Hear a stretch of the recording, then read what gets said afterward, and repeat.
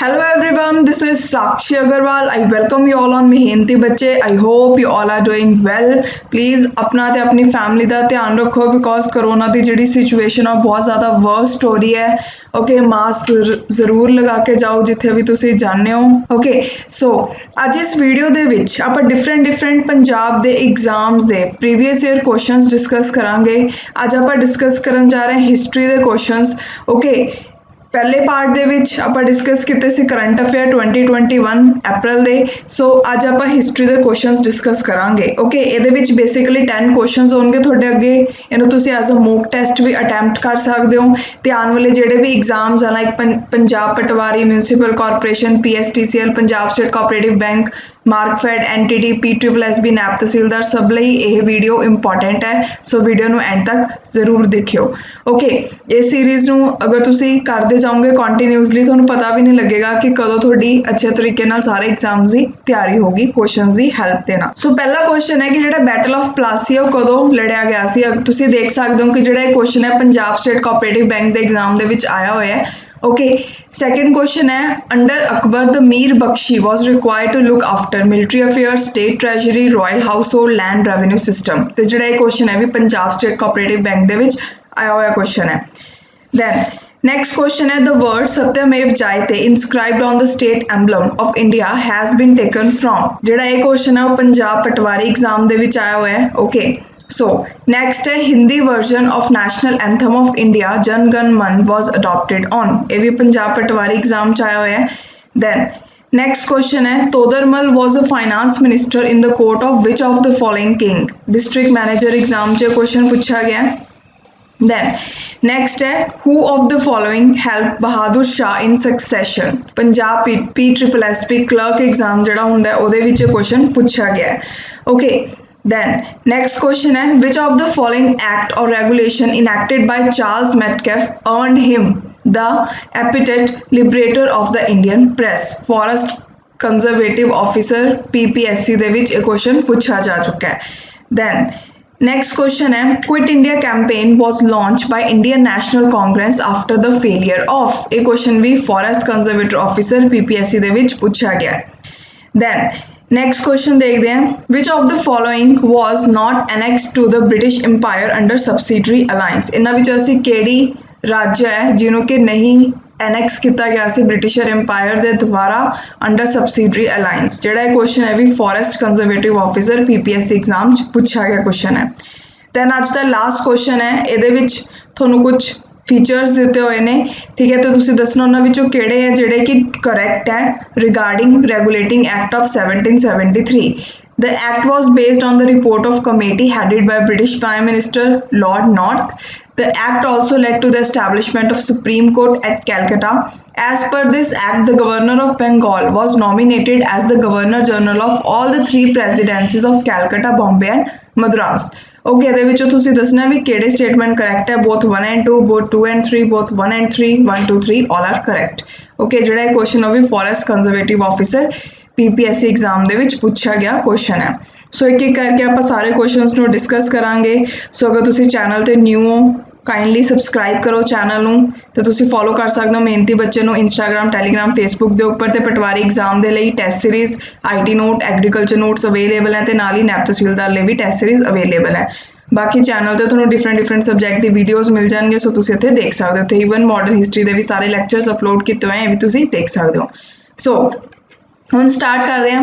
ਸਭ ਤੋਂ ਪਹਿਲਾ ਕੁਐਸਚਨ ਹੈ ਕਿ ਜਿਹੜਾ ਬੈਟਲ ਆਫ ਪਲਾਸੀ ਹੈ ਉਹ ਕਦੋਂ ਲੜਿਆ ਗਿਆ ਸੀ. 1757, 1782, 1748 ਔਰ 1764. ਸੋ ਇਹ ਕੁਐਸਚਨ ਦਾ ਆਨਸਰ ਕੀ ਆਏਗਾ A, that is 1757. ਹੁਣ ਬੈਟਲ ਆਫ ਪਲਾਸੀ ਦੇ ਬਾਰੇ ਆਪਾਂ ਸਾਰਾ ਇੱਕ ਵਾਰ ਇੰਪੋਰਟੈਂਟ ਚੀਜ਼ਾਂ ਜੋ ਤੁਹਾਨੂੰ ਪਤਾ ਹੋਣੀਆਂ ਚਾਹੀਦੀਆਂ ਤੇ ਜਿਹਦੇ ਉੱਪਰ ਕੁਐਸਚਨਸ ਆ ਸਕਦੇ ਆ ਉਹ ਦੇਖ ਲੈਂਦੇ ਆ. ਓਕੇ, ਜਿਹੜੀ ਬੈਟਲ ਆਫ ਪਲਾਸੀ ਹੈ ਇਹ ਬੇਸਿਕਲੀ ਐਸੀ ਲੜਾਈ ਹੈ ਜਿਹੜੀ ਕਿ ਈਸਟ ਇੰਡੀਆ ਕੰਪਨੀ ਜਿਹਨੂੰ ਕਿ ਹੈਡ ਕੌਣ ਕਰ ਰਿਹਾ ਸੀ ਰੋਬਰਟ ਕਲਾਈਵ ਤੇ ਸਿਰਾਜਉਦੌਲਾ ਜੋ ਕਿ ਨਵਾਬ ਸੀ ਬੰਗਾਲ ਦੇ, ਉਹਨਾਂ ਦੋਨਾਂ ਵਿੱਚ ਲੜੀ ਗਈ. ਓਕੇ, ਸੋ ਤੁਹਾਨੂੰ ਪੁੱਛਿਆ ਜਾ ਸਕਦਾ ਹੈ ਕਿ ਲੜਾਈ ਲੜੀ ਕਿਹਨਾਂ ਵਿੱਚ ਗਈ ਸੀ. ਰੋਬਰਟ ਕਲਾਈਵ, ठीक है, जो कि हैड कर रहे थे ईस्ट इंडिया कंपनी फोर्स ਨੂੰ ਤੇ ਸੈਕੰਡ ਸਿਰਾਜਉਦੌਲਾ ਜੋ ਉਸ ਟਾਈਮ ਤੇ ਨਵਾਬ ਸੀ ਬੰਗਾਲ ਦਾ. Then Battle of Plassey was a major turning point in the modern Indian history that led to consolidation of British rule in India. ਇਹ ਵੀ ਆਮ ਤੌਰ ਤੇ ਕੁਐਸਚਨ ਪੁੱਛਿਆ ਜਾਂਦਾ ਵੀ ਐਸੀ ਕਿਹੜੀ ਲੜਾਈ ਸੀ ਜਿਹੜੀ ਕਿ ਇੱਕ ਮੇਜਰ ਟਰਨਿੰਗ ਪੁਆਇੰਟ ਰਹੀ ਹੈ ਮਾਡਰਨ ਇੰਡੀਅਨ ਹਿਸਟਰੀ ਦੇ ਵਿੱਚ, ਜਿਹਦੇ ਕਰਕੇ ਬ੍ਰਿਟਿਸ਼ ਰੂਲ ਹੈ ਜਿਹੜਾ ਇੰਡੀਆ ਦੇ ਵਿੱਚ ਉਹ ਜ਼ਿਆਦਾ ਕੰਸੋਲੀਡੇਟ ਹੋ ਪਾਇਆ। ਸੋ ਕਿਹੜੀ ਬੈਟਲ ਹੈ? Battle of Palasi. ਓਕੇ, ਸੋ ਇਹ ਚੀਜ਼ ਵੀ ਯਾਦ ਰੱਖਿਓ। ਉਹ ਤੋਂ ਬਾਅਦ ਹੁਣ ਆਪਾਂ ਦੇਖਦੇ ਹਾਂ ਕਿ ਕਿਹੜੇ ਐਸੇ ਕਾਰਨ ਸੀ ਜਿਹਦੇ ਕਰਕੇ ਬੈਟਲ ਆਫ ਪਲਾਸੀ ਹੈ ਜਿਹੜੀ ਉਹ ਲੜੀ ਗਈ। ਸਭ ਤੋਂ ਪਹਿਲਾਂ ਕੀ ਹੈ, ਜਿਹੜੇ ਬ੍ਰਿਟਿਸ਼ਰਸ ਹੈ ਉਹ ਮਿਸਯੂਜ਼ ਕਰ ਰਹੇ ਸੀ ਟ੍ਰੇਡ ਪ੍ਰਿਵਿਲੇजेस ਦਾ, ਜੋ ਕਿ ਨਵਾਬ ਆਫ ਬੰਗਾਲ ਦੇ ਦੁਆਰਾ ਉਹਨਾਂ ਨੂੰ ਦਿੱਤੀਆਂ ਗਈਆਂ ਸੀ। Non payment of tax and duty by the workers of British East India Company, ਜਿਹੜੇ ਬ੍ਰਿਟਿਸ਼ ਈਸਟ ਇੰਡੀਆ ਕੰਪਨੀ ਦੇ ਵਰਕਰਸ ਸੀ ਉਹ ਟੈਕਸ ਨਹੀਂ ਭਰਦੇ ਸੀ, ਡਿਊਟੀ ਨਹੀਂ ਪੇ ਕਰਦੇ ਸੀ। ਓਕੇ, ਇਸ ਤੋਂ ਇਲਾਵਾ ਕੈਲਕਟਾ ਜਿਹੜਾ ਫੋਰਟ ਸੀ ਉਹ ਬ੍ਰਿਟਿਸ਼ਰਸ ਨੇ ਨਵਾਬ ਦੀ ਪਰਮਿਸ਼ਨ ਤੋਂ ਬਿਨਾਂ ਉਹਦੀ ਫੋਰਟੀਫਿਕੇਸ਼ਨ ਕਰਤੀ ਸੀ, ਉੱਥੇ ਕਿਲਾਬੰਦੀ ਕਰਤੀ ਸੀ। ਓਕੇ, ਦੈਨ ਮਿਸਲੀਡ ਕਰਦੇ ਸੀ ਨਵਾਬ ਨੂੰ ਕਾਫੀ ਸਾਰੇ ਫੌਂਟਸ ਤੇ ਬ੍ਰਿਟਿਸ਼ਰਸ, ਦੈਨ ਕਾਫੀ ਸਾਰੇ ਫਰੰਟਸ ਤੇ ਬ੍ਰਿਟਿਸ਼ਰਸ। ਦੈਨ ਜਿਹੜੇ ਬ੍ਰਿਟਿਸ਼ਰਸ ਸੀ ਉਹਨਾਂ ਨੇ ਨਵਾਬ ਦੇ ਇੱਕ ਦੁਸ਼ਮਣ ਜਿਹਦਾ ਨਾਮ ਸੀ ਕ੍ਰਿਸ਼ਨ ਦਾਸ, ਉਹਨੂੰ ਵੀ ਅਸਾਈਲਮ ਦਿੱਤਾ ਸੀ। ਓਕੇ, ਦੈਨ ਸੋ ਨੈਕਸਟ ਆਪਾਂ ਬੈਟਲ ਆਫ ਪਲਾਸੀ ਦੇ ਬਾਰੇ ਕੁਝ ਹੋਰ ਡਿਟੇਲਸ ਦੇਖਦੇ ਹਾਂ। ਦੇਖੋ, the East India Company had a strong presence in India majorly at Fort St. George, Fort William and Bombay Castle. The British resorted to having an alliance with Nawab and princes in exchange for security against any form of external internal attack and were promised concession in return for their safety and protection. ਦੇਖੋ, ਜਿਹੜੀ East India company ਸੀ ਉਹਦੀ ਕਾਫੀ ਜ਼ਿਆਦਾ strong presence ਸੀ ਕਿੱਥੇ Fort Saint George, Fort William ਤੇ Bombay castle ਦੇ ਵਿੱਚ। Okay, ਸੋ ਜਿਹੜੇ ਬ੍ਰਿਟਿਸ਼ਰ ਸੀ ਉਹਨਾਂ ਨੇ ਨਵਾਬ ਤੇ ਪ੍ਰਿੰਸੈਸ ਦੇ ਨਾਲ ਇੱਕ ਅਲਾਈਅੰਸ ਕੀਤਾ ਹੋਇਆ ਸੀ, ਠੀਕ ਹੈ, ਜਿਹਦੇ ਵਿੱਚ ਉਹ ਕੀ ਕਰਦੇ ਸੀ, ਪ੍ਰਿੰਸੈਸ ਨੂੰ ਕਹਿੰਦੇ ਸੀ ਕਿ ਅਸੀਂ ਤੁਹਾਨੂੰ ਸਿਕਿਉਰਿਟੀ ਦੇਵਾਂਗੇ, ਐਕਸਟਰਨਲ ਤੇ ਇੰਟਰਨਲ ਡੇਂਜਰ ਤੋਂ ਬਚਾਵਾਂਗੇ ਤੇ ਤੁਸੀਂ ਬਦਲੇ ਦੇ ਵਿੱਚ ਸਾਨੂੰ ਕੰਸੈਸ਼ਨਸ ਦੋਗੇ।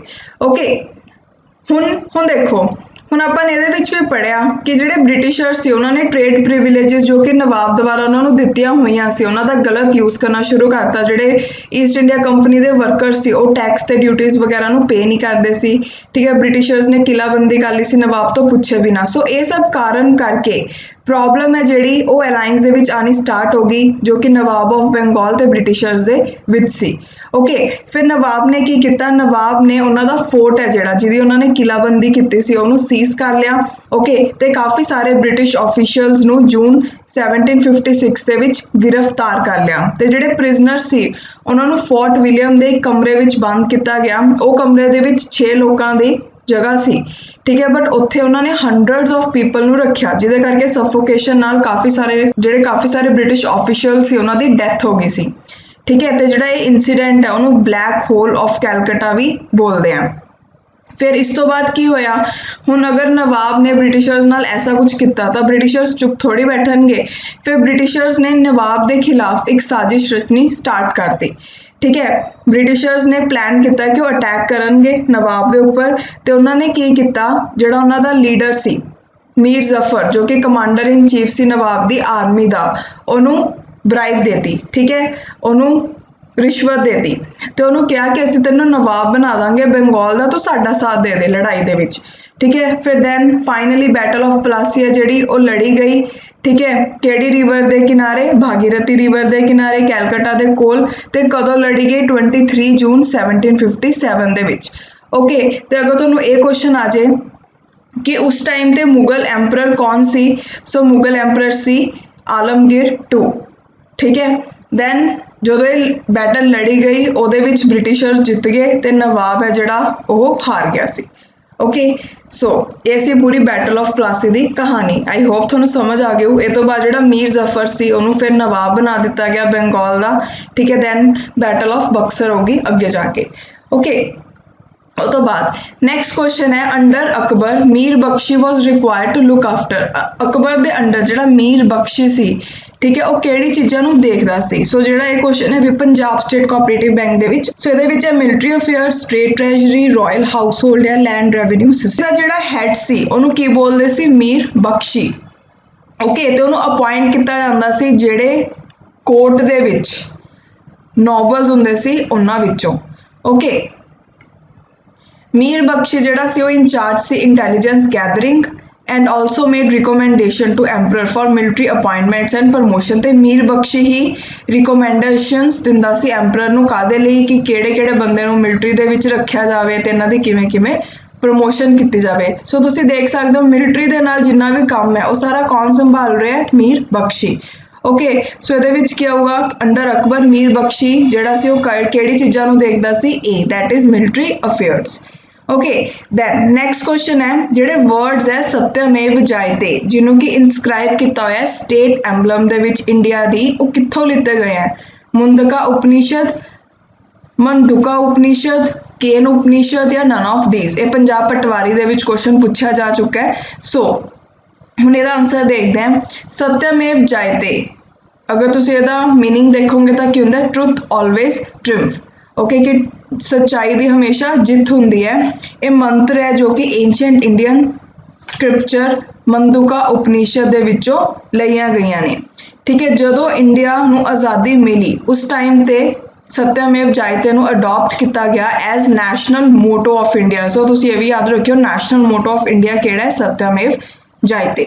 ਓਕੇ, ਇਹਨੂੰ ਇਨਸਕ੍ਰਾਈਬ ਕੀਤਾ ਹੋਇਆ in script at the base of national emblem. National emblem ਤੁਸੀਂ ਦੇਖ ਸਕਦੇ ਹੋ ਇਹਦੇ ਬੇਸ ਦੇ ਉੱਪਰ ਇਹਨੂੰ ਇਨਸਕ੍ਰਾਈਬ ਕੀਤਾ ਹੋਇਆ ਹੈ ਸਤਿਅਮੇਵ ਜਯਤੇ ਨੂੰ। ਸੋ ਇਹਦਾ ਆਨਸਰ ਕੀ ਆਏਗਾ? A, that is Mundaka Upanishad. Okay, so next question ਹੈ ਇੰਡੀਆ ਦੇ ਜਿਹੜੀ ਨੈਸ਼ਨਲ ਐਂਥਮ ਹੈ ਉਹਦੇ ਹਿੰਦੀ ਵਰਜ਼ਨ ਨੂੰ ਕਦੋਂ ਅਡਾਪਟ ਕੀਤਾ ਗਿਆ? ਨੈਸ਼ਨਲ ਐਂਥਮ ਕਿਹੜੀ ਹੈ? ਜਨ ਗਣ ਮਨ। ਓਕੇ, ਉਹਦੇ ਹਿੰਦੀ ਵਰਜ਼ਨ ਨੂੰ ਕਦੋਂ ਅਡਾਪਟ ਕੀਤਾ ਗਿਆ? ਇਹ ਕੁਐਸਚਨ ਵੀ ਪੰਜਾਬ ਪਟਵਾਰੀ ਐਗਜ਼ਾਮ 'ਚ ਪੁੱਛਿਆ ਹੋਇਆ 26 ਜਨਵਰੀ 1950, 15 ਅਗਸਤ 1947, 26 ਜਨਵਰੀ 1949 ਜਾਂ 24 ਜਨਵਰੀ 1950। ਸੋ ਹੁਣ ਇਹਦਾ ਆਪਾਂ ਆਨਸਰ ਦੇਖਦੇ ਹਾਂ, ਪਹਿਲਾਂ ਡਿਸਕਸ ਕਰਦੇ ਹਾਂ। ਸੋ ਜਿਹੜਾ ਸੌਂਗ ਹੈ ਜਨ ਗਣ ਮਨ ਉਹਨੂੰ ਕੰਪੋਜ਼ ਕੀਤਾ ਸੀ ਓਰੀਜਨਲੀ ਕਿਹੜੀ ਲੈਂਗੁਏਜ ਦੇ ਵਿੱਚ? ਬੰਗਾਲੀ ਦੇ ਵਿੱਚ। ਤੇ ਕਿਹਨਾਂ ਨੇ ਕੰਪੋਜ਼ ਕੀਤਾ ਸੀ? ਰਵਿੰਦਰਨਾਥ ਟੈਗੋਰ ਜੀ ਨੇ। ਓਕੇ, ਤੇ ਇਹਦਾ ਜਿਹੜਾ ਹਿੰਦੀ ਵਰਜ਼ਨ ਸੀ ਉਹਨੂੰ ਅਡਾਪਟ ਕੀਤਾ ਕੌਂਸਟੀਟਿਊਐਂਟ ਅਸੈਂਬਲੀ ਨੇ as national anthem of India. ਕਦੋਂ ਅਡਾਪਟ ਕੀਤਾ ਸੀ? 24 ਜਨਵਰੀ 1950। ਇਹਨੂੰ ਸਭ ਤੋਂ ਪਹਿਲਾਂ 27 ਦਸੰਬਰ 1911 ਦੇ ਵਿੱਚ ਗਾਇਆ ਗਿਆ। ਕਿੱਥੇ? ਜਦੋਂ ਇੰਡੀਅਨ ਨੈਸ਼ਨਲ ਕਾਂਗਰਸ ਦਾ ਕੈਲਕਟਾ ਸੈਸ਼ਨ ਚੱਲ ਰਿਹਾ ਸੀ। ਸੋ ਇਹ ਚੀਜ਼ ਵੀ ਯਾਦ ਰੱਖਿਓ। ਓਕੇ, ਸੋ ਇਹਦਾ ਆਨਸਰ ਕੀ ਆਊਗਾ ਕਿ ਹਿੰਦੀ ਵਰਜ਼ਨ ਨੂੰ ਕਦੋਂ ਅਡਾਪਟ ਕੀਤਾ ਗਿਆ? ਸੋ ਇਹਦਾ ਆਨਸਰ ਤੁਸੀਂ ਦੇਖ ਸਕਦੇ ਹੋ ਕੀ ਆਊਗਾ? 24 ਜਨਵਰੀ 1950। Okay, so 24 January 1950 that is D is answer. ਤੇ ਬਾਕੀ ਅਗਰ ਤੁਹਾਨੂੰ ਪੁੱਛਿਆ ਜਾਵੇ ਫਸਟ ਟਾਈਮ ਕਦੋਂ ਗਾਇਆ ਗਿਆ? 27 ਦਸੰਬਰ 1911। Okay, then so next question ਹੈ regarding Todarmal. Todarmal finance minister ਸੀ। ਇਹਨਾਂ ਵਿੱਚੋਂ ਕਿਹੜੇ ਕਿੰਗ ਦੇ ਕੋਰਟ ਦੇ ਵਿੱਚ? ਜਿਹੜਾ ਇਹ ਕੁਐਸਚਨ ਹੈ ਡਿਸਟ੍ਰਿਕਟ ਮੈਨੇਜਰ ਐਗਜ਼ਾਮ ਦੇ ਵਿੱਚ ਪੁੱਛਿਆ ਗਿਆ ਹੈ। ਪਹਿਲਾ ਆਨਸਰ ਹੈ ਪਹਿਲਾ ਆਪਸ਼ਨ ਦਿੱਤਾ ਹੈ ਜਲਾਲੁਦੀਨ ਅਕਬਰ, ਟਿੱਪੂ ਸੁਲਤਾਨ, ਪੇਸ਼ਵਾ ਬਾਜੀਰਾਓ ਜਾਂ ਮਹਾਰਾਜਾ ਰਣਜੀਤ ਸਿੰਘ। ਸੋ ਪਹਿਲਾਂ ਆਪਾਂ ਦੇਖਦੇ ਹਾਂ ਤੋਦਰਮਲ ਜੀ ਦੇ ਬਾਰੇ। ਜਿਹੜੇ ਰਾਜਾ ਤੋਦਰਮਲ ਸੀ ਉਹ ਫਾਈਨਾਂਸ ਮਿਨਿਸਟਰ ਸੀ ਮੁਗਲ ਇੰਪਾਇਰ ਦੇ ਡਿਊਰਿੰਗ ਅਕਬਰਜ਼ ਰੀਨ। ਸੋ ਅਕਬਰ ਦੇ ਰਾਜ ਦੇ ਦੌਰਾਨ ਉਹਨਾਂ ਨੂੰ ਫਾਈਨਾਂਸ ਮਿਨਿਸਟਰ ਬਣਾਇਆ ਹੋਇਆ ਸੀ। ਓਕੇ, ਤੇ ਉਹ ਨਵਰਤਨ ਸੀ ਅਕਬਰ ਦੇ ਕੋਰਟ ਦੇ ਵਿੱਚ। ਓਕੇ, ਸੋ ਇਹਦਾ ਆਨਸਰ ਕੀ ਆਏਗਾ? A, that is Jalaluddin Akbar. Then next question ਹੈ ਇਹਨਾਂ ਵਿੱਚੋਂ ਕਿਹਨਾਂ ਨੇ ਹੈਲਪ ਕੀਤੀ ਸੀ ਬਹਾਦਰ ਸ਼ਾਹ ਦੀ ਕਿ ਉਹਨੂੰ ਸਕਸੈਸ਼ਨ ਮਿਲ ਸਕੇ? ਠੀਕ ਹੈ, ਕਿ ਉਹ ਰਾਜਗੱਦੀ ਤੇ ਆ ਸਕੇ। ਸੋ ਜਿਹੜਾ ਇਹ ਕੁਐਸਚਨ ਹੈ ਪੰਜਾਬ SSSB ਕਲਰਕ ਦੇ ਵਿੱਚ ਪੁੱਛਿਆ ਗਿਆ ਕੁਐਸਚਨ ਹੈ। ਸਭ ਤੋਂ ਪਹਿਲਾਂ ਇਹਦੇ ਵਿੱਚ ਆਪਸ਼ਨ ਹੈ ਗੁਰੂ ਗੋਬਿੰਦ ਸਿੰਘ ਜੀ, second is Lord Clive, third is Maharaja Ranjit Singh ji ਤੇ ਡੀ ਆਪਸ਼ਨ ਹੈ ਜਹਾਂਗੀਰ। ਸੋ ਇਹਦਾ ਆਨਸਰ ਕੀ ਆਏਗਾ? A, that is Guru Gobind Singh ji. Okay, then next question ਹੈ। ਸੋ ਕੁਐਸਚਨ ਹੈ ਐਸਾ ਕਿਹੜਾ ਐਕਟ ਹੈ ਜਿਹਨੂੰ ਕਿ ਇਨੈਕਟ ਕੀਤਾ ਚਾਰਲਸ ਮੈਟਕੈਫੇ ਨੇ ਜਿਹਦੇ ਕਰਕੇ ਚਾਰਲਸ ਮੈਟਕੈਫੇ ਨੂੰ ਲਿਬਰੇਟਰ ਆਫ ਇੰਡੀਅਨ ਪ੍ਰੈਸ ਵੀ ਬੋਲਿਆ ਜਾਂਦਾ ਹੈ? ਪਹਿਲਾ ਆਪਸ਼ਨ ਹੈ licensing regulation 1832, second is press act 1835, then third है लाइसेंसिंग एक्ट 1857, फोर्थ है रेगुलेशन एक्ट 1867। ओके, तो ਜਿਹੜਾ क्वेश्चन है वो फॉरेस्ट कंजरवेटिव ऑफिसर PPSC ਦੇ ਵਿੱਚ ਪੁੱਛਿਆ ਹੋਇਆ ਹੈ। ਸਭ ਤੋਂ ਪਹਿਲਾਂ ਆਪਾਂ ਡਿਸਕਸ ਕਰਦੇ ਹਾਂ ਇਹਨੂੰ। ਜੌਨ ਐਡਮ ਨੇ ਇੰਟਰੋਡਿਊਸ ਕੀਤਾ ਸੀ ਲਾइसेंसिंग रेगुलेशन एक्ट 1823 ਦੇ ਵਿੱਚ। ਜਿਹੜਾ ਆਬਜੈਕਟਿਵ ਸੀ ਇਹ ਐਕਟ ਦਾ ਕੀ ਸੀ ਕਿ ਇਸ ਐਕਟ ਨੇ ਇੰਡੀਅਨ ਨਿਊਜ਼ਪੇਪਰ ਨੂੰ ਸਪਰੈਸ ਕਰਤਾ ਸੀ ਕਿਉਂਕਿ ਇਹਦੇ ਵਿੱਚ ਕਿਹਾ ਗਿਆ ਸੀ ਕਿ ਇੰਡੀਅਨ ਨਿਊਜ਼ਪੇਪਰ ਦੇ ਲਈ ਕੰਪਲਸਰੀ ਲਾਇਸੈਂਸ ਹੋਣਾ ਜ਼ਰੂਰੀ ਹੈ।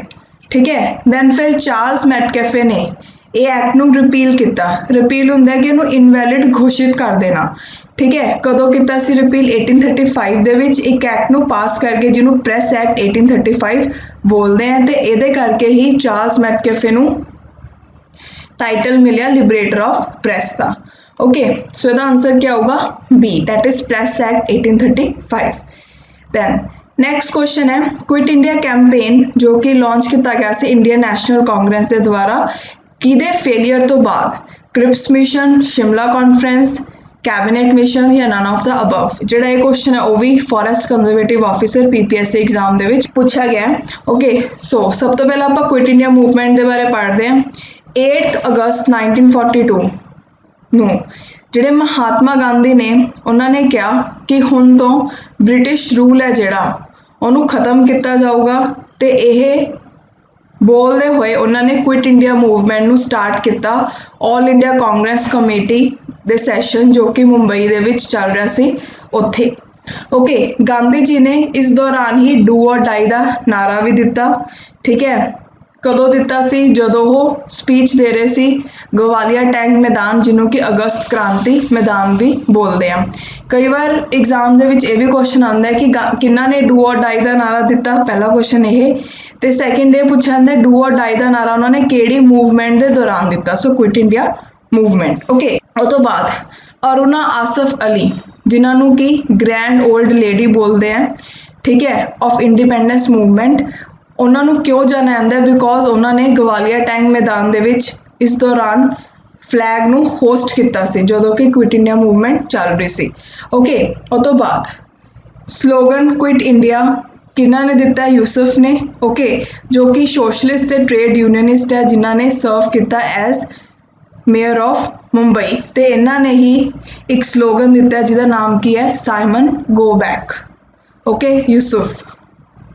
ਦੈਨ ਨੈਕਸਟ ਅਗਰ ਆਪਾਂ ਕਾਜ਼ਿਸ ਦੀ ਗੱਲ ਕਰੀਏ ਕੁਇਟ ਇੰਡੀਆ ਮੂਵਮੈਂਟ ਦੇ, ਤਾਂ ਕੀ ਕਾਰਨ ਰਹੇ ਜਿਹਦੇ ਕਰਕੇ ਕੁਇਟ ਇੰਡੀਆ ਮੂਵਮੈਂਟ ਜਿਹੜੀ ਹੈ ਉਹਨੂੰ ਲਾਂਚ ਕੀਤਾ ਗਿਆ? ਓਕੇ, ਸੋ ਹੁਣ ਇਹਦੇ ਕਾਰਨ ਦੇਖਦੇ ਹਾਂ। ਸਭ ਤੋਂ ਪਹਿਲਾਂ ਜਿਹੜਾ ਇਮੀਡੀਏਟ ਕਾਜ਼ ਸੀ ਕੁਇਟ ਇੰਡੀਆ ਮੂਵਮੈਂਟ ਦਾ ਉਹ ਸੀ ਕ੍ਰਿਪਸ ਮਿਸ਼ਨ ਦਾ ਫੇਲ ਹੋਣਾ। ਹੁਣ ਕ੍ਰਿਪਸ ਮਿਸ਼ਨ ਕਿਉਂ ਫੇਲ ਹੋਇਆ? ਬਿਕੋਜ਼ ਜਿਹੜਾ ਕ੍ਰਿਪਸ ਮਿਸ਼ਨ ਸੀ ਉਹ ਕੋਈ ਵੀ ਕਨਸਟੀਟਿਊਸ਼ਨਲ ਰੈਮੇਡੀ ਨਹੀਂ ਦੇ ਪਾਇਆ ਇੰਡੀਆ ਦੀ ਪ੍ਰੋਬਲਮਸ ਨੂੰ ਹੱਲ ਕਰਨ ਦੇ ਲਈ। ਓਕੇ, ਤੇ ਇਹਦੇ ਫੇਲੀਅਰ ਤੋਂ ਬਾਅਦ ਹੀ ਜਿਹੜੀ ਇੰਡੀਅਨ ਨੈਸ਼ਨਲ ਕਾਂਗਰਸ ਹੈ ਉਹਨਾਂ ਨੇ ਕੁਇਟ ਇੰਡੀਆ ਮੂਵਮੈਂਟ ਨੂੰ ਸਟਾਰਟ ਕੀਤਾ। ਉਹ ਤੋਂ ਬਾਅਦ ਹੁਣ ਜਿਹੜੇ ਬ੍ਰਿਟਿਸ਼ਰਸ ਹੈ ਉਹ ਵੀ ਇੰਡੀਆ ਤੋਂ ਸਪੋਰਟ ਭਾਲ ਰਹੇ ਸੀ, ਕਾਹਦੇ ਵਿੱਚ? ਵਰਲਡ ਵਾਰ 2 ਦੇ ਵਿੱਚ। ਠੀਕ ਹੈ, ਤੇ ਇਹ ਚੀਜ਼ ਨੂੰ ਵੀ ਇੰਡੀਅਨ ਨੈਸ਼ਨਲ ਕਾਂਗਰਸ ਨੇ ਸਹੀ ਨਹੀਂ ਮੰਨਿਆ। ਉਹ ਤੋਂ ਬਾਅਦ ਇੰਡੀਆ ਦੇ ਵਿੱਚ ਆਲਰੇਡੀ ਬ੍ਰਿਟਿਸ਼ਰਸ ਦੇ ਖਿਲਾਫ ਕਾਫੀ ਸਾਰੀ ਐਂਟੀ ਫੀਲਿੰਗਸ ਹੈ ਜਿਹੜੀਆਂ ਉਹ ਆਉਣ ਲੱਗ ਗਈਆਂ ਸੀ, ਤੇ ਇੰਡੀਅਨਸ ਵੀ ਹੁਣ ਡਿਮਾਂਡ ਕਰਨ ਲੱਗ ਗਏ ਸੀ ਕਿ ਸਾਨੂੰ ਫੁੱਲ ਇੰਡੀਪੈਂਡੈਂਸ ਚਾਹੀਦੀ ਹੈ। ਸੋ ਨੈਕਸਟ ਪੁਆਇੰਟ ਕੀ ਹੈ ਕਿ ਪਿਛਲੇ 20 ਈਅਰਸ ਤੋਂ ਕਾਫੀ ਸਾਰੀਆਂ ਮੂਵਮੈਂਟਸ ਜੋ ਕਿ ਚੱਲ ਰਹੀਆਂ ਸੀ all India Kisan Sabha forward block ਦੇ ਦੁਆਰਾ, ਉਹ ਮੂਵਮੈਂਟਸ ਨੇ ਵੀ ਕੁਇਟ ਇੰਡੀਆ ਮੂਵਮੈਂਟ ਦੇ ਲਈ ਗਰਾਊਂਡ ਬਣਾ ਦਿੱਤਾ ਸੀ। ਠੀਕ ਹੈ, there were military outbursts happening at several places in the country which got channelized with the Quit India movement. The economy was also in shatters as a result of World War II. ਤੇ India ਦੀ economy ਵੀ ਬਹੁਤ ਜ਼ਿਆਦਾ ਖਰਾਬ ਹੋਈ ਸੀ ਹਾਲਤ Indian economy ਦੀ World War II ਦੇ ਕਾਰਨ, ਜਿਹਦੇ ਕਰਕੇ ਵੀ ਕੁਇਟ ਇੰਡੀਆ ਮੂਵਮੈਂਟ ਨੂੰ ਲਾਂਚ ਕੀਤਾ ਗਿਆ। ਓਕੇ, ਸੋ ਤੁਸੀਂ ਹੁਣ ਦੇਖ ਸਕਦੇ ਹੋ ਇਹਦਾ ਆਨਸਰ ਕੀ ਆਏਗਾ? A, that is Cripps mission. ਕਿ ਕੁਇਟ ਇੰਡੀਆ ਕੈਂਪੇਨ ਨੂੰ ਕਿਉਂ ਲਾਂਚ ਕੀਤਾ ਗਿਆ? ਕਿਉਂਕਿ ਕ੍ਰਿਪਸ ਮਿਸ਼ਨ ਪੂਰੇ ਤਰੀਕੇ ਨਾਲ ਫੇਲ ਹੋ ਚੁੱਕਾ ਸੀ। ਓਕੇ, ਦੈਨ ਨੈਕਸਟ ਕੁਐਸਚਨ ਹੈ ਇਹਨਾਂ ਵਿੱਚੋਂ ਐਸਾ ਕਿਹੜਾ ਰਾਜ ਹੈ ਜਿਹਨੂੰ ਕਿ ਬ੍ਰਿਟਿਸ਼ਰਸ ਨੇ ਸਬਸਿਡਰੀ ਅਲਾਈਅੰਸ ਦੇ ਅੰਡਰ ਐਨੈਕਸ ਨਹੀਂ ਕੀਤਾ? ਤੇ ਜਿਹੜਾ ਇਹ ਕੁਐਸਚਨ ਉਹ ਵੀ forest conservative officer PPSC exam ਦੇ ਵਿੱਚ ਪੁੱਛਿਆ ਗਿਆ। ਅਗਰ ਆਪਾਂ ਦੇਖੀਏ ਕਿਹੜੇ ਦੇ ਵਿੱਚ ਆਪਸ਼ਨਸ ਦਿੱਤੇ ਹੋਏ ਨੇ, ਹੈਦਰਾਬਾਦ, ਮੈਸੂਰ, ਜੋਧਪੁਰ ਔਰ ਝਾਂਸੀ। ਸੋ ਸਭ ਤੋਂ ਪਹਿਲਾਂ ਆਪਾਂ ਸਬਸਿਡਰੀ ਅਲਾਈਅੰਸ ਦੇ ਬਾਰੇ ਪੜ੍ਹਦੇ ਹਾਂ। ਜਿਹੜੀ ਸਬਸਿਡਰੀ ਅਲਾਈਅੰਸ ਹੈ ਹੁਣ ਇਹਦੇ ਬਾਰੇ ਪੜ੍ਹਦੇ ਹਾਂ। ਸਬਸਿਡਰੀ ਅਲਾਈਅੰਸ ਬੇਸਿਕਲੀ ਕੀ ਹੈ? ਇੱਕ ਤਰੀਕੇ ਦੀ ਟ੍ਰੀਟੀ ਹੈ ਕਿਹਦੇ ਵਿੱਚ? ਬ੍ਰਿਟਿਸ਼ ਈਸਟ ਇੰਡੀਆ ਕੰਪਨੀ ਦੇ ਵਿੱਚ ਤੇ ਇੰਡੀਅਨ ਪ੍ਰਿੰਸਲੀ ਸਟੇਟਸ ਦੇ ਵਿੱਚ, ਜਿਹਦੇ ਤਹਿਤ ਕੀ ਹੋਊਗਾ ਕਿ ਜਿਹੜੇ ਇੰਡੀਅਨ ਕਿੰਗਡਮਸ ਹੈ, ਠੀਕ ਹੈ, ਉਹ ਆਪਣੀ ਜਿਹੜੀ ਸਵਰਨਿਟੀ ਹੈ ਉਹ ਇੰਗਲਿਸ਼ ਨੂੰ ਦੇ ਦੇਣਗੇ। ਮਤਲਬ ਕਿ ਉਹ ਕਿਹਦੇ ਅੰਡਰ ਆ ਜਾਣਗੇ? ਇੱਕ ਤਰੀਕੇ ਦੇ ਨਾਲ ਬ੍ਰਿਟਿਸ਼ਰਸ ਦੇ ਅੰਡਰ। ਓਕੇ, ਹੁਣ ਆਪਾਂ ਫੀਚਰਸ ਪੜ੍ਹਦੇ ਹਾਂ subsidiary alliance treaty the. The subsidiary alliance in India was planned ਬਾय Lord Wellesley ते बट जिहड़ी टर्म है उन्होंने इंट्रोड्यूस किया सी फ्रेंच गवर्नर ड्यूप्लेक्स ने। ये भी क्वेश्चन इंपॉर्टेंट है कि जो सबसिडरी अलायंस है इंडिया के किन्हें प्लान किया सी लॉर्ड वेल्सले ने, बट याद रखियो जी टर्म है उन्होंने इंट्रोड्यूस किया सी गवर्नर ड्यूप्लेक्स जो कि फ्रेंच गवर्नर सी। ओके सो हुण आपां देखते हैं कि सबसिडरी अलायंस दे विच बेसिकली की हुंदा सी। जदों भी कोई इंडियन रूलर सबसिडरी अलायंस के अंडर आ गया ब्रिटिशर्स दे नाल तां की होगा, वो अपनी जिहड़ी आर्म फोर्सिस उहनूं डिसोल्व कर दूगा ते असैप्ट करूगा ब्रिटिश फोर्सिस नूं अपनी टैरेटरी दे उपर।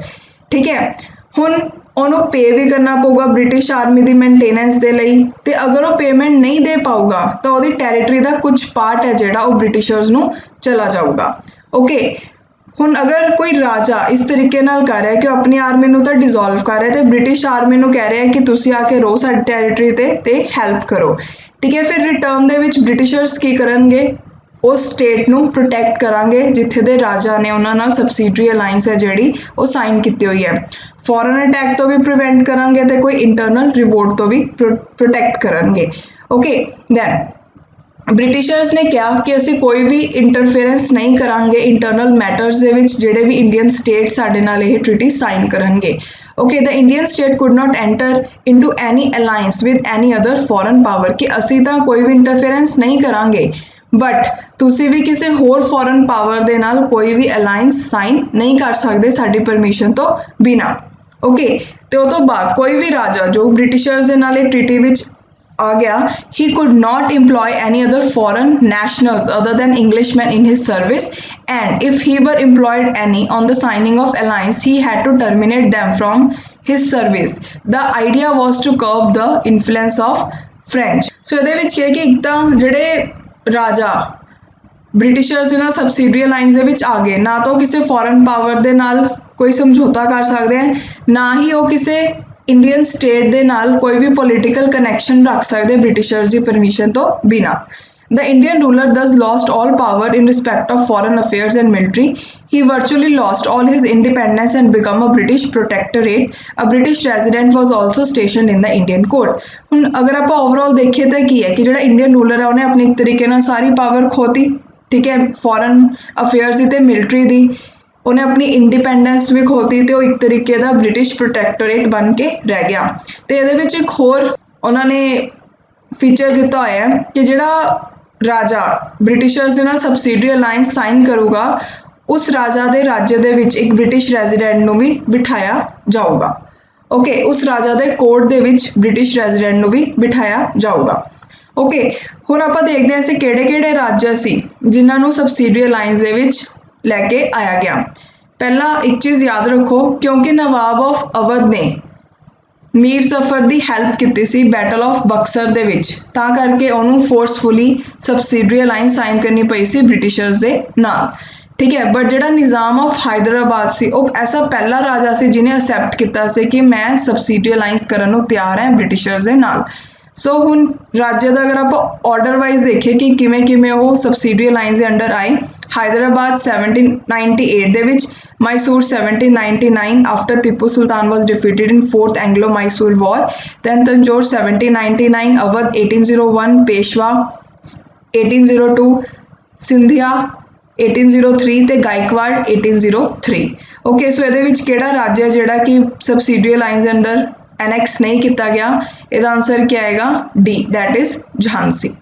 ओके सो नैक्सट क्वेश्चन है, ये तुसीं दसना है कि किहड़ी चीज़ रेगूलेटिंग एक्ट 1773 के बारे ठीक नहीं है। पहला है कि जो एक्ट है वो बेस्ड है रिपोर्ट ऑफ कमेटी जिन्होंने हैड कर रहे थे British prime minister Lord north.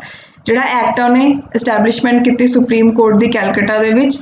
Next है इस एक्ट के मुताबिक जो गवर्नर ऑफ बंगाल है उन्होंने नॉमिनेट किया जाऊगा as governor general of all the 3 presidencies of Calcutta, Bombay and Madras. Okay हुण देखो सब तो पहला जो रेगूलेटिंग एक्ट 1773 सी उन्होंने पास किया ब्रिटिश पार्लीमेंट ने कादे लई ताकि कंट्रोल किया जाए ईस्ट इंडिया कंपनी की territories, majorly in Bengal. This act was passed due to misgovernment by British East India government that introduced a situation of bankruptcy and government had to interfere with the affairs of company. ਹੁਣ ਜਿਹੜੀ British East India government ਸੀ ਉਹ ਬਹੁਤ ਜ਼ਿਆਦਾ miss governance ਕਰ ਰਹੀ ਸੀ ਜਿਹਦੇ ਕਰਕੇ bankruptcy ਦੀ ਹਾਲਤ ਆ ਗਈ ਸੀ ਉਹਨਾਂ ਦੀ, ਠੀਕ ਹੈ। ਇਸ ਲਈ ਗਵਰਨਮੈਂਟ ਨੂੰ ਇੰਟਰਫੇਅਰ ਕਰਨਾ ਪਿਆ ਤੇ ਇਹ ਜਿਹੜਾ ਐਕਟ ਉਹਨੂੰ ਪਾਸ ਕਰਨਾ ਪਿਆ ਤਾਂ ਕਿ ਉਹ ਕੰਪਨੀ ਦੇ ਅਫੇਅਰਸ ਦੇ ਵਿੱਚ ਇੰਟਰਫੇਅਰੈਂਸ ਕਰ ਪਾਏ। ਹੁਣ ਇਹਦੇ ਫੀਚਰਸ ਦੇਖਦੇ ਆ। ਇਹ ਐਸਾ ਪਹਿਲਾ ਸਟੈਪ ਸੀ ਜਿਹੜਾ ਕਿ ਬ੍ਰਿਟਿਸ਼ ਗਵਰਨਮੈਂਟ ਨੇ ਲਿੱਤਾ ਕਿ ਉਹ ਕੰਟਰੋਲ ਤੇ ਰੈਗੂਲੇਟ ਕਰ ਸਕੇ ਅਫੇਅਰਸ ਈਸਟ ਇੰਡੀਆ ਕੰਪਨੀ ਦੇ ਇੰਡੀਆ ਦੇ ਵਿੱਚ। ਇਹਨੇ ਰਿਕੋਗਨਾਈਜ਼ ਕੀਤਾ ਪਹਿਲੀ ਵਾਰ ਪੋਲੀਟੀਕਲ ਤੇ ਐਡਮਿਨਿਸਟ੍ਰੇਟਿਵ ਫੰਕਸ਼ਨਸ ਕੰਪਨੀ ਦੇ, ਓਕੇ। ਇਹਨੇ ਫਾਊਂਡੇਸ਼ਨਸ ਵਿਛਾਈਆਂ ਸੈਂਟਰਲ ਐਡਮਿਨਿਸਟ੍ਰੇਸ਼ਨ ਦੀ ਇੰਡੀਆ ਦੇ ਵਿੱਚ। ਦੈਨ ਇਸ ਐਕਟ ਦੇ ਤਹਿਤ ਜਿਹੜਾ ਗਵਰਨਰ ਆਫ ਬੰਗਾਲ ਹੈ ਉਹਨੂੰ governor general of Bengal designate ਕੀਤਾ ਗਿਆ ਤੇ ਇੱਕ ਐਗਜ਼ੀਕਿਊਟਿਵ ਕਾਉਂਸਲ 4 ਜਣਿਆਂ ਦੀ ਬਣਾਈ ਗਈ ਜੋ ਕਿ ਉਹਨੂੰ ਅਸਿਸਟ ਕਰੂਗੀ। ਜਿਹੜਾ ਫਸਟ ਗਵਰਨਰ ਜਨਰਲ ਸੀ ਉਹਨਾਂ ਦਾ ਨਾਮ ਕੀ ਸੀ? ਲਾਰਡ ਵਾਰਨ ਹੈਸਟਿੰਗਸ। ਇਹਨਾਂ ਦਾ ਨਾਮ ਪੁੱਛਿਆ ਜਾਂਦਾ, ਯਾਦ ਰੱਖਿਓ। ਜਿਹੜਾ ਇਹ ਐਕਟ ਹੈ ਉਹਨੇ ਪ੍ਰੋਵਾਈਡ ਕੀਤਾ establishment of supreme court at Calcutta 1774 ਦੇ ਵਿੱਚ, ਜਿਹਦੇ ਵਿੱਚ ਇੱਕ ਚੀਫ ਜਸਟਿਸ ਹੋਊਗਾ ਤੇ 3 ਅਦਰ ਜੱਜਿਸ ਹੋਣਗੇ। It prohibits the servants of company for engaging in any private trade or accepting presents or bribes from the natives. ਜਿਹੜਾ ਐਕਟ ਹੈ ਉਹਨੇ ਰੋਕਿਆ ਕੰਪਨੀ ਦੇ ਸਰਵੈਂਟਸ ਨੂੰ ਕਿ ਉਹ ਕੋਈ ਵੀ ਪ੍ਰਾਈਵੇਟ ਟ੍ਰੇਡ ਨਹੀਂ ਕਰ ਸਕਦੇ, ਨਾ ਹੀ ਗਿਫਟਸ ਵਗੈਰਾ ਅਸੈਪਟ ਕਰ ਸਕਦੇ ਆ ਨੇਟਿਵਸ ਤੋਂ, ਓਕੇ। ਇਹ ਐਕਟ ਨੇ ਜਿਹੜਾ ਕੰਟਰੋਲ ਹੈ ਬ੍ਰਿਟਿਸ਼ ਗਵਰਨਮੈਂਟ ਦਾ ਕੰਪਨੀ ਦੇ ਉੱਪਰ ਉਹਨੂੰ ਸਟਰੈਂਥਨ ਕੀਤਾ, ਠੀਕ ਹੈ, ਕਿਉਂਕਿ ਕੋਰਟ ਆਫ ਡਾਇਰੈਕਟਰਸ ਜੋ ਕਿ ਇੱਕ ਗਵਰਨਿੰਗ ਬੋਡੀ ਸੀ ਕੰਪਨੀ ਦੀ, ਉਹਨੂੰ ਕਿਹਾ ਗਿਆ ਕਿ ਉਹ ਰਿਪੋਰਟ ਕਰੂਗੀ ਆਪਣੇ revenue, civil, military affairs India ਦੇ ਵਿੱਚ ਬ੍ਰਿਟਿਸ਼ ਗਵਰਨਮੈਂਟ ਨੂੰ, ਓਕੇ। ਤੇ ਇਹ ਐਕਟ ਦੇ ਵਿੱਚ ਹੀ ਜਿਹੜੇ ਗਵਰਨਰਸ ਹੈ ਬੰਬੇ ਦੇ, ਮਦਰਾਸ ਪ੍ਰੈਜ਼ੀਡੈਂਸੀ ਦੇ, ਉਹਨਾਂ ਨੂੰ ਸਬਆਰਡੀਨੇਟ ਕੀਤਾ ਗਿਆ ਗਵਰਨਰ ਜਨਰਲ ਆਫ ਬੰਗਾਲ ਦੇ ਅੰਡਰ, ਠੀਕ ਹੈ।